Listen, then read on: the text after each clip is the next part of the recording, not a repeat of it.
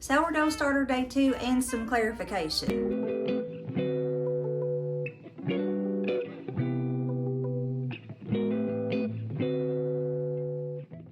Hey y'all, thanks for stopping by my crazy creative life. In today's video, we are going to day 2 with the sourdough starter, and I'm gonna try to clarify some stuff. I probably was pretty confusing yesterday, and I apologize for that. This is my starter for today. It's not been quite 24 hours, but you can see, which mine is a little thick, and I may add a little bit more water, but you can see it's starting to get the bubbles, and there's really not a smell yet. Actually, there's not a smell of anything.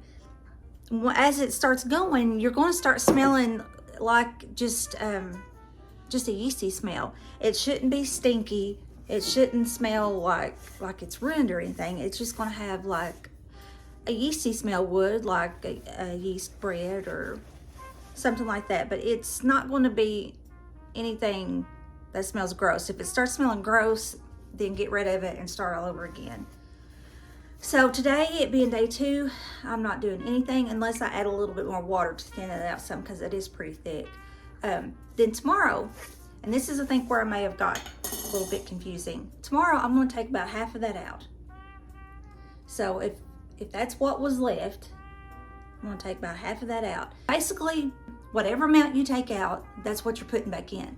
If I've weighed this and I took out, just say 30 grams is all I took out, then I'm going to put 30 grams of flour back in, 30 grams of water. So your flour and your water is always equal parts when you're weighing it. Now, if you are doing it just by measuring cup, your water weighs more than flour, so you would do, you're going to do a little bit more flour than water. That's why it's better if you can weigh it. So I know that's probably sounding so confusing, and I'm sorry, I don't know what else to say. But anyway, tomorrow we're taking out half, and then we're going to replace it with whatever the amount we take out. We're going to replace it with that. I don't know if that cleared it up any or not. But just follow me as I go. As we go, it will get more and more clear, and hopefully you'll understand a little bit more, or I can make it more clear. Okay, yesterday I had zeroed this out before I started, so I'm just taking the same mason jar, just empty,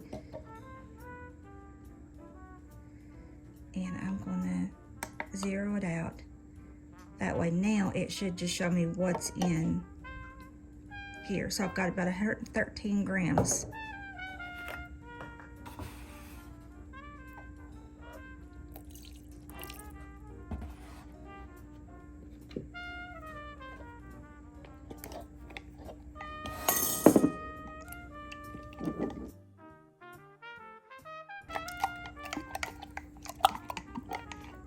Okay, that's better. You want it more of a pancake batter consistency. So I'm just going to cover this back up and set it back over here by my stove. Okay, so just follow along with me throughout the rest of this week, and as we go, it will start making better sense and being more clear. So hopefully that helped a little. But if you still have any more questions, then just leave me a question down in the comment section below. And that's it. And I will see you all tomorrow for day 3. Hey, if you like this video, you may want to check out my previous video or my previous series. Talk to you soon.